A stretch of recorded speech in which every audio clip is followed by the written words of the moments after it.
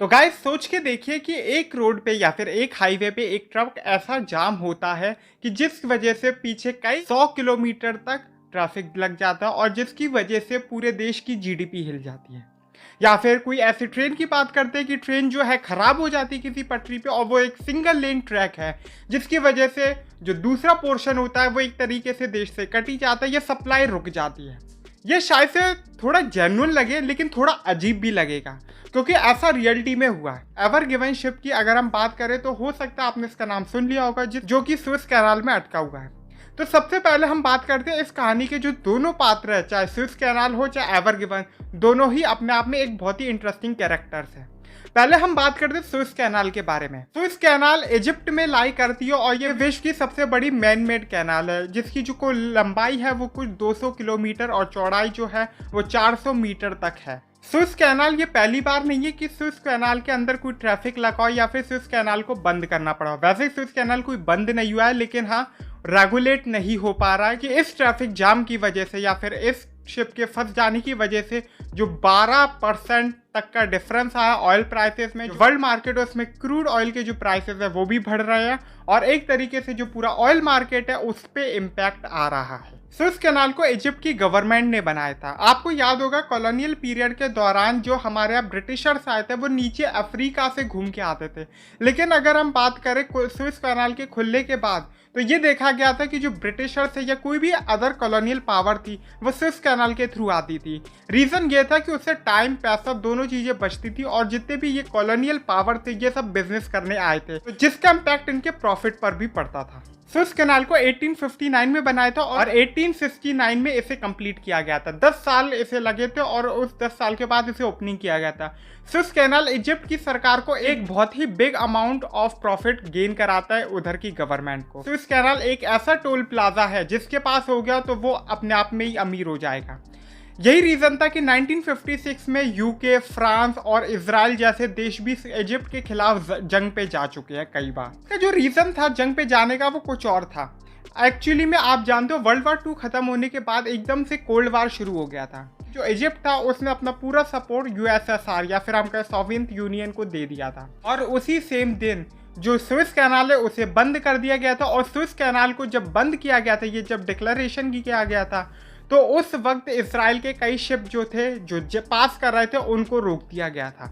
Israel एक ऐसा देश था जो कोल्ड वार के वक्त अमेरिका को सपोर्ट कर रहा था, जिसके बाद इसराइल, यूके और फ्रांस इजिप्ट के खिलाफ जंग पे चले गए। लेकिन इजिप्ट ने मिलिट्री पावर के साथ ही नहीं बल्कि स्विस कैनाल के साथ भी उन पर वार किया।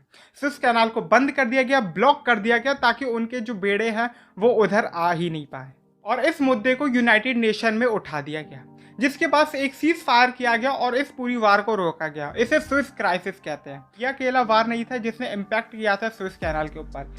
अरब वार्स भी कई बार देखी गई है और कई बार जो अरब और इजराइल की जंग हुई है उसमें भी स्विस कैनाल ने कई चीज़ें झेली है। तो अब बात करते हैं अपने करंट सिचुएशन की।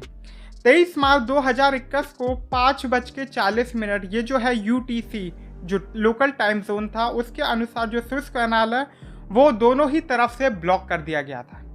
ब्लॉक करने का जो रीज़न था कि जो ultra large golden class container ship था एवर गिवन।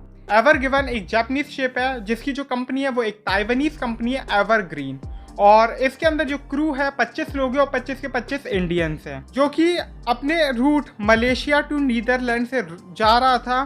तभी ये ऑब्जर्व किया गया था एकदम से तूफान आया और बहुत तेज हवाएं चली और इसके ऊपर 20,000 कुल कंटेनर थे, जिसकी वजह से जो सेल की तरह काम कर रहे थे और जो पूरा डायरेक्शन था उसका पूरा घुमा दिया और ये शिप आउट ऑफ कंट्रोल हो गया, जिसकी वजह से ये घूम के जाके अटक गया। और ये शिप कोई आम शिप नहीं है, इसके अंदर 20,000 कंटेनर थे।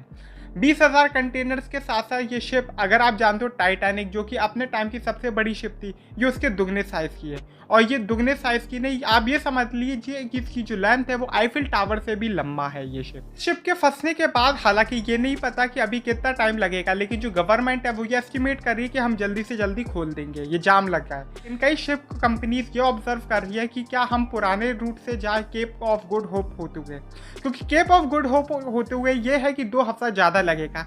लेकिन ये भी डाउट है कि अब 2 हफ्ते पहले जैसे ये रूट खुल जाएगा कि नहीं खुल जाएगा, क्योंकि बिजनेस क्योंकि बिजनेस में हर चीज मैटर करती है। और ये भी देखा गया जो पुराना रूट है वो कई एक्सपेक्ट्स में जो है वो सेफ नहीं है, मतलब उधर चोरियां, स्मगलिंग और कई सारी चीजें कि पूरे के पूरे शिप को ही लूट लिया जाता है। अब इसका सॉल्यूशन क्या हो सकता है? गवर्नमेंट है वो इस जाम को खत्म करने के लिए कहीं पे खुदाई कर रही है, तो शिप्स की मदद से और साइड में जेसीबीज की मदद से, ताकि वो डीप किया जाए। और गवर्नमेंट ये एक्सपेक्ट कर रही है कि कहीं से हाई टाइड आए जिसकी वजह से जो पानी है वो और डीप हो जाए और ये शिप अपने आप में फ्लोट करने लगे, क्योंकि ये शिप इस वक्त मिट्टी में धंसा हुआ। तो आई होप आप समझ गए होंगे कि पूरी सिचुएशन या कंडीशन स्विस कैनाल के अंदर वो क्या हो रही है एवरग्रीन शिप के साथ।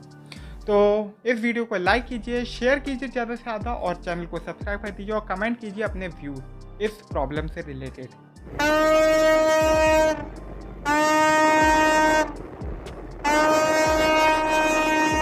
ربما نريد أن